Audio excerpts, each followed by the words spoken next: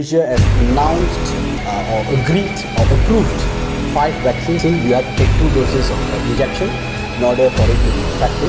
So far, the only country that has managed to vaccinate at least 80 to 90% of its population. So the risk is very, very limited compared to the COVID-19 that has been ruling us since 2020. I want to go out.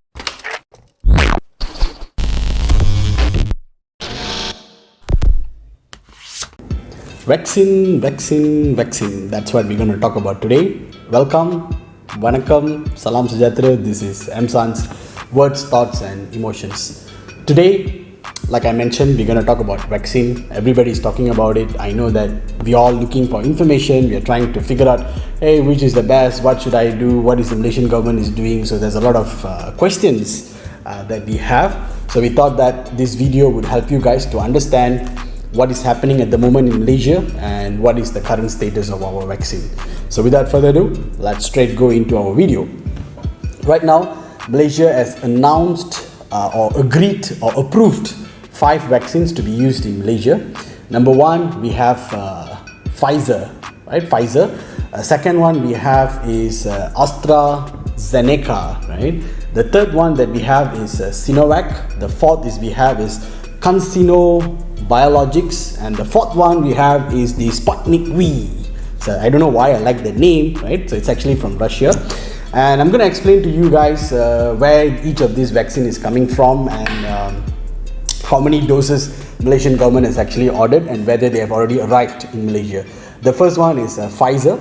Malaysian government actually ordered 32 million doses, and we all know that the Pfizer vaccine works in 2 doses of vaccine. You have to take 2 doses of injection in order for it to be effective. So you'll be given the first shot, and then there will be 21 days of gap, and then you will get the second shot.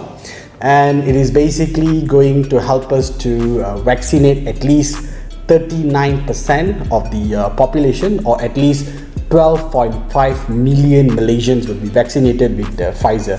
So at this moment, the first phase of vaccination, what Malaysia is doing is that is basically focusing on the frontliners, especially like doctors, bomba, rela, police people. So those who are working very closely, right, on the front line, so they're going to get it. So expected that it's going to start February. So right now we are in March, so February to April. So 500,000 frontliners will be vaccinated, and then they will proceed with the following phase. So watch this video. I'll let you know what is the idea, what is the timeline for us to get vaccinated. The second virus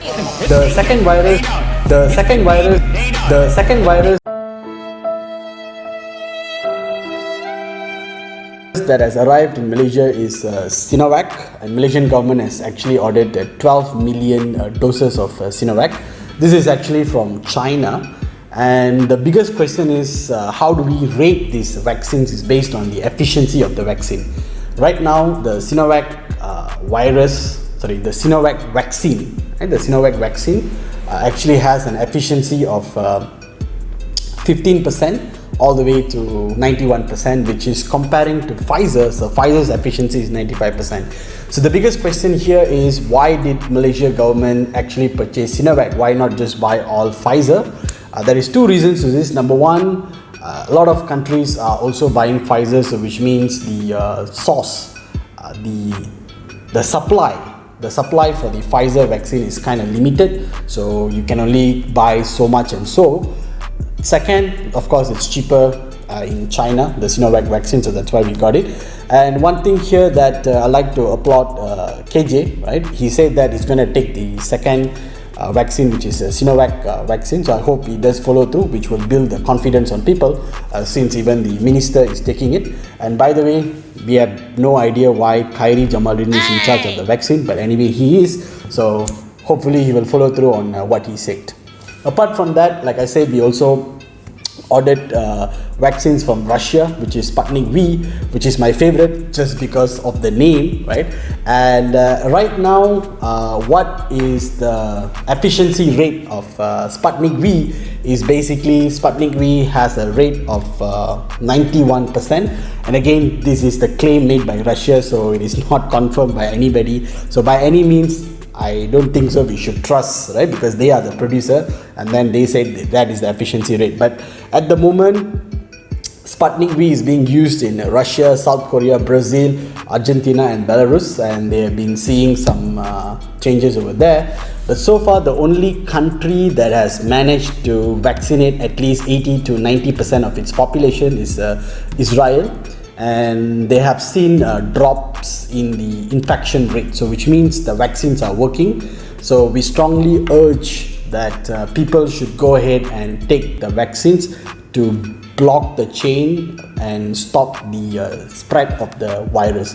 The next big question is, does these vaccines have side effects? Yes, it does have side effects, but when you compare it to the greater good, so risk versus benefit, so the risk is very limited compared to the benefit that we're going to gain, which is we're going to safeguard ourselves from COVID-19 that has been ruling us since 2020. I want to go out, so all of you please go and take the vaccine, right? And those side effects, it's actually not so much, it depends on what you have, right? And actually Malaysia government has started a website for you to give you the information, which is www.vaccinecovid.gov.my. We will put it down in the link in our description, so you guys can go ahead and check it out. And how do we register for this vaccine in Malaysia? Number one, the first step is right now you can register through mysejahtera app, which I already did. I'm in the waiting list because I'm not a frontliner, I'm the backliner.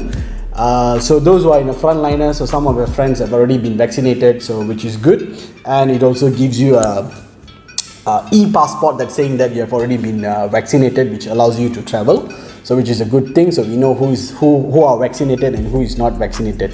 And next, you can actually register through their hotline, you can register through the website, but they say that this will be launched on 5th March. So by the time this video is being released, so most likely you would see that the registrations are being opened for people who do not have smartphones. So that is the way for you to go ahead and register. And once the frontliners phase of vaccination finishes, which is from February to April, the next phase of vaccination is gonna start from April to August. Will target about 9.4 million people who are in the high risk group, which are basically senior citizens above 60 years old. And then starting from the third phase, which is going to be May 2021 all the way to February 2022, that will be everybody else above the age of 18 years old. So what is my final say? What do I expect from everybody? We know that most of us have this what if I choose not to get vaccinated? Well, the Malaysia government at this point is not forcing anybody to get vaccinated. It's hoping on the goodwill of the people so that they will go ahead and take vaccine, and it's being offered for free. No payment is incurred for the vaccination program. So I think when we compare the benefit and the risk, I think we can go ahead and take the vaccine. But anyhow, please go to vaccinecovid.gov.my and check out what are the allergies that if you have any kind of allergies, then probably you're not suitable to take the vaccine. So before you take the vaccine, please consult with your doctors, talk to the people, right? Make sure that you're safe. Thank you for watching. This is MSAN's Words, Thoughts and Emotion. Please take the vaccine. Thank you.